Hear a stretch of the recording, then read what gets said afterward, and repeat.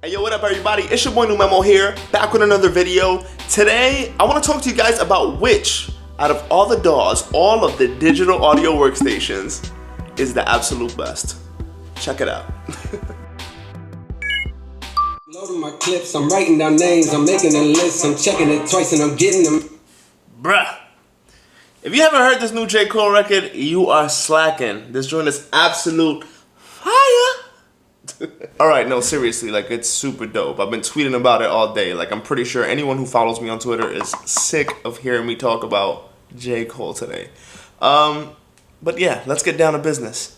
Alright, so which is the best DAW to use? This is something that I remember myself struggling with when I began making music. Now, when I first started making music, I started using Adobe Audition, but I was just using that to like record my vocals on over like instrumentals and stuff that I found online. Because when I first started making music, I was just rapping. I wasn't really making beats.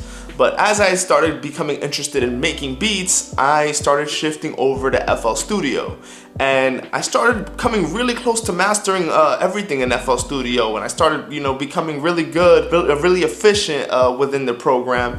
And yeah, it was awesome. I really loved it. I think my favorite part about FL Studio is the sequencer, the way you can kind of just click in where the kicks come in and where the snares come in. The whole sequencer is really dope to me. I think that it's called the sequencer. I might be wrong, but you guys know what I mean. If you've ever used FL Studio, you know what I mean. As I started getting really good at using FL Studio, I started watching interviews and I started hearing all these like big time producers talk about how like FL Studios, or Fruity Loops as it was called back in the day, is just for beginners and it's not something that the pros use. And so I fell into that and I tried another DAW and I started using another DAW. And really what happened to me is that because I was so comfortable leaving FL Studio, and really just comfortable because big time producers were saying that FL Studio wasn't for pros, that it was just for beginners. So I was comfortable leaving FL Studio and I ended up leaving my PC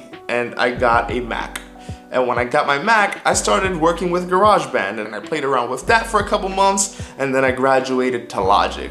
And pretty much Logic is what I've been using since. But little side note, I started becoming really disappointed when 1 or 2 years into me using Logic, I started hearing all the big records on the radio, and guess what the producers were saying? All the new producers were making all those records using FL Studio. So I was really disappointed at that, and I was like, why did I switch?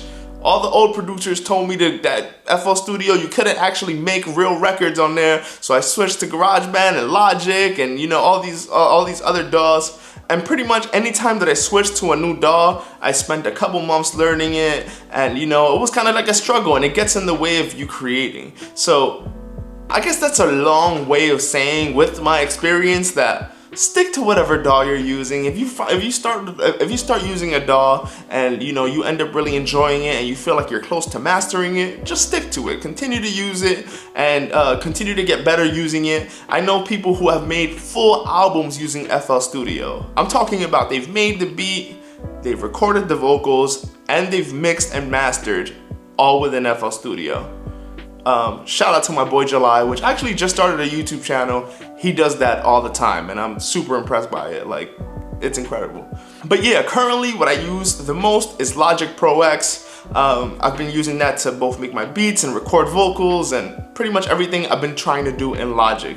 Recently, I became interested in Ableton because of its performance capabilities and like the live looping capabilities, and so I wanted to try it out, and so I've been doing that. I've already made a couple videos using Ableton and I really enjoy it, but I'm trying to take it step by step. If I learn, I learn. If I don't, whatever. I'm very happy with Logic and I'm okay with it. Now I'm also pretty familiar with Pro Tools because when I first started interning at a studio, that's the DAW that they started using, so I started to become really familiar with Pro Tools. And in somewhere in my whole story of like what DAWs I used, there was a time where I started recording everything and mixing everything in Pro Tools, and it was cool. I mean, it's nice to know, but to be honest, if learning DAWs is getting in the way of you being creative, I just say learn one of them and just get really good at it, because the more you have to switch around trying different DAWs is the longer it takes for you to actually, get some of those ideas out. And It's just not worth it. Take it from someone who has tried all of these DAWs. Stop questioning it so much. Just get good at one DAW and stick to it. And so honestly, I could sit here and tell you guys what are the small little strengths and weaknesses that each and every single DAW have. But truly, what I really want to tell you guys is don't waste your time thinking about it too much. Ableton, FL Studio, Pro Tools, Logic, whatever you use, they're all fantastic pieces of software.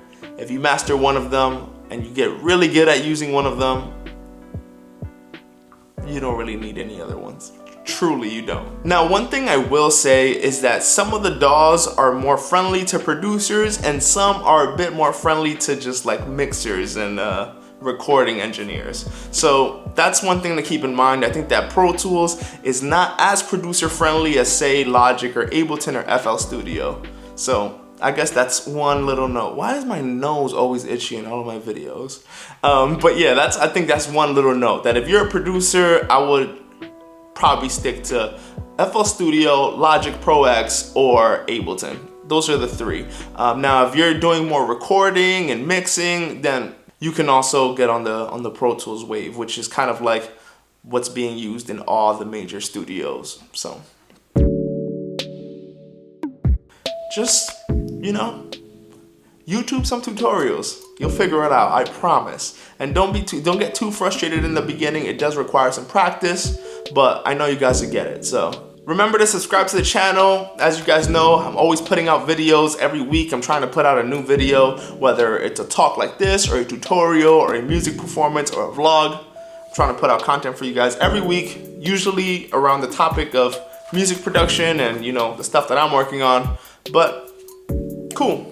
Holla at you guys. Always remember, create with what you have.